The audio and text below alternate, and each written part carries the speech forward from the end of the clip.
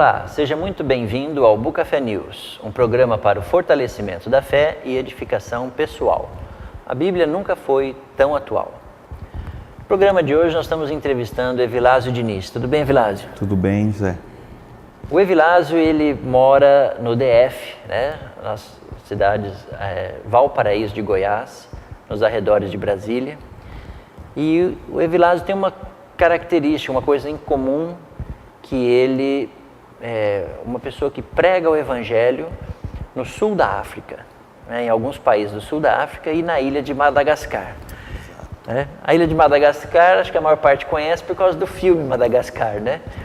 Mas é um pouco diferente, né? A cidade, o país, na verdade, né? É um pouco diferente do que a gente vê naquele desenho, né, Evilásio?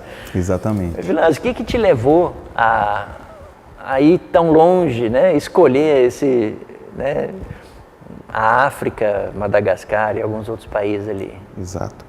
Bom, a motivação ela está baseada em Mateus capítulo 24, versículo 14, que diz assim: E será pregado este evangelho do reino por todo o mundo, para testemunhar a todas as nações, e então virá o fim.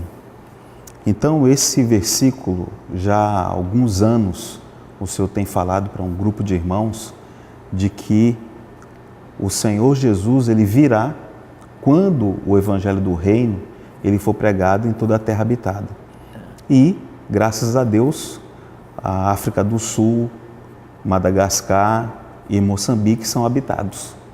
Então, precisamos de pregar o evangelho também a esses lugares. Então, essa foi uma das motivações que a gente teve para poder ir até esses países. Moçambique, em especial, eu vivi lá 2 anos com minha família. Você morou lá, então? Morei lá 2 anos seguidos e com minha família, conforme falei. E minha filha mais nova, ela tinha na ocasião, acho que pouco mais de 1 ano, né? E tivemos uma boníssima experiência de percorrer todo o país, pregando o evangelho nas províncias que lá tem. Também, em dezembro de 2006, tivemos a oportunidade de ir a Madagascar pela primeira vez e ali começar um trabalho de pregação do evangelho, contratando pessoas, ensinando-as, né, a invocar o nome do Senhor, a viver a vida da igreja de maneira adequada e, consequentemente, crescer em vida, né, pouco a pouco. E na África do Sul, mais recentemente, a gente recebeu esse convite para dar dando apoio a algo que já havia sido começado lá. Certo. Evilásio, deixa eu te fazer uma pergunta assim, pessoal mesmo. Você não teve medo de ir para lá com uma criança tão pequena, de morar na África? Porque a gente vê pela televisão, a África parece ser aquelas coisas de que só tem aldeia, tribo e chão, tudo no chão, na terra, né? E você com uma filha tão pequenininha, você não teve medo? Eu acho que naquela ocasião eu esqueci essa possibilidade. Mas olhando para trás, realmente foi um passo de fé que a gente deu.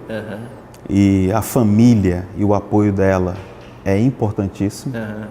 Os irmãos, né, com quem a gente se relaciona também, nos sustentando em oração. Certo. Isso também trouxe muito conforto. Então eu creio que a combinação dessas coisas fez com que o medo ficasse em segundo plano. Né? Embora parte do que você falou é verdade mesmo, né? A África é um continente desprovido, na sua maioria, de saneamento básico, né? Que é isso? Seria o esgoto, água encanada, o apoio médico. Todas essas coisas são muito difíceis na África. Não quer dizer que elas não existam. Elas existem em pequena porção. Nas capitais, talvez, nas capitais, cidades exatamente. Nas capitais mais importantes, é bem estruturado. Agora, na periferia, no restante do país, no interior, realmente é muito carente. A diferença entre nós, que temos um pouco mais de recurso em relação a eles, é que eles já se habituaram a viver assim. Certo. Né? Nós temos de nos adaptar a essa realidade, né? E é bastante diferente, né? Para quem vive no Brasil, para quem vai para... Você morou na... Morei em Moçambique. Moçambique, na capital. Na capital Maputo.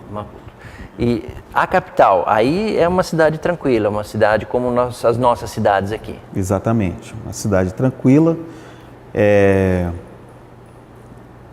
No centro dela, um pouco mais estruturada, na periferia, um pouco mais carente. Pra você ter uma ideia, Moçambique faz fronteira com a África do Sul. E da capital Maputo até Johannesburg, a distância é 600 quilômetros. Na África do Sul, a malária foi erradicada, em Moçambique não. Puxa, tão perto assim. Tão perto. Então, o que acontece? Tudo isso aí, a gente teve também a experiência, né, de ter malária. Você teve malária? Toda a minha família pegou malária, não só eu. Mas graças ao Senhor, né, porque algumas experiências Ele permite a gente passar para poder amadurecer, para poder crescer, né? Isso, de certa forma, contribuiu muito para o meu crescimento de vida. Né? Porque ter malária não é fácil, né? É complicado. Dizem que dói tudo, né? Dói tudo. É uma dengue... Intensiva. Exatamente.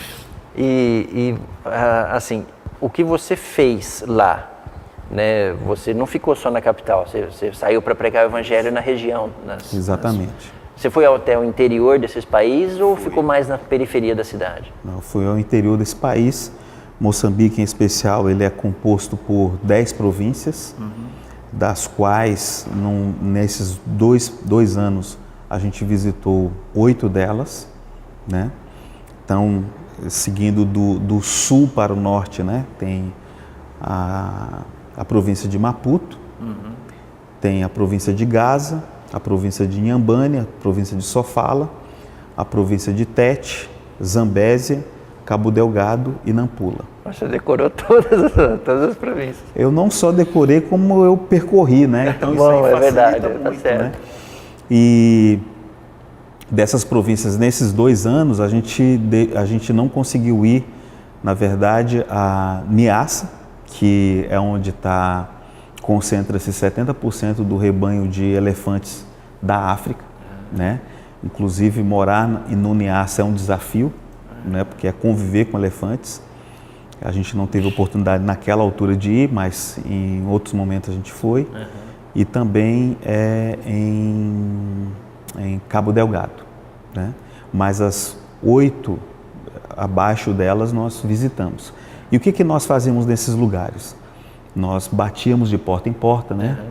Abordando as pessoas na rua, nas praças, pregando o evangelho para elas, né? Encorajando-as a invocar o nome do Senhor, reconhecerem que há um Senhor que quer governar essa terra e que, infelizmente, essa terra está debaixo da influência do inimigo de Deus e que nós, por não crermos no Senhor, nós somos adversários dele, somos inimigos dele e que precisamos hoje nos converter a esse Senhor, reconhecer a nossa condição e nos converter a Ele. E o caminho mais prático e fácil que o apóstolo Paulo deixou para nós no livro de Romanos é invocar o nome do Senhor. Em Romanos capítulo 10, versículo 13, eu sei que já foi um tema abordado aqui, mas vale a pena a gente reprisar. Claro, fique à vontade. Diz que todo aquele que invocar o nome do Senhor será salvo. É isso mesmo. Por incrível que pareça, Zé, se a pessoa não tiver a disposição para estar no Espírito, dificilmente ela consegue confessar que Jesus Cristo é o Senhor. Né? A palavra testifica bem, né? Quando diz em 1 Coríntios 12, 3, que ninguém pode dizer Senhor Jesus senão pelo Espírito Santo. Certo. E não foram muitas as que aceitaram esse Senhor de primeiro momento e se dispuseram a invocar o nome do Senhor, a confessá-lo, né, como seu Senhor, como seu Salvador.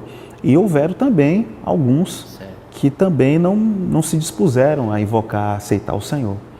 Mas graças ao Senhor, porque nós estamos numa era tão maravilhosa, que é a era da graça, em que Ele ainda dá oportunidade, chance para a pessoa se arrepender e ter essa oportunidade rica de aceitar o Senhor Jesus. Muito legal. Né? É uma experiência e tanto, né, Vilásio? Sem dúvida, sem dúvida. Tanto para mim como para minha família, foi uma experiência muito enriquecedora. Vilásio, e você gostaria de deixar para os nossos amigos que nos acompanham no Bucafé News, nós sempre sugerimos um livro para que eles leiam, que eles estejam atualizados, né, sempre com a palavra de Deus. Você gostaria de sugerir algum livro para nossos amigos?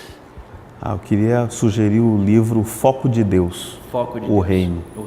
É um livro sensacional, porque fala que Deus ele tem um foco, que é o reino, e Ele, quando nos criou, já nos criou com essa intenção de que nós reinássemos com Ele. E queria mencionar 2 textos que reforçam esse sentimento. O primeiro está em Gênesis 1:28, que logo após Deus ter criado o homem, Ele então dá uma comissão para ele, que ele diz assim: e Deus os abençoou e lhes disse: sede fecundos, multiplicai-vos, enchei a terra, sujeitai e dominai. Já na criação do homem, Deus confere a ele essa comissão de, por meio da vida, ser frutífero, encher e multiplicar, e por outro lado, já confia a ele a autoridade de sujeitar e dominar a terra. E um outro texto está em 1 Pedro, ou melhor, em 2 Pedro, que fala que nós fomos regenerados para uma viva esperança. Certo. Né? E essa viva esperança diz respeito à coroa incorruptível, imarcessível, né, reservada por Deus para nós, e que Ele deseja nos confiar, né, à medida que nós amadurecemos. Então esse texto mostra que desde a nossa regeneração, nosso novo nascimento já tem um propósito bem definido, que é reinar com o Senhor. Então por isso eu recomendo o livro O Foco de Deus, o Reino. Tá bom, então o recado foi dado, né? Nós queremos agradecer a sua companhia e até o próximo programa. Muito obrigado, Evilásio. De nada.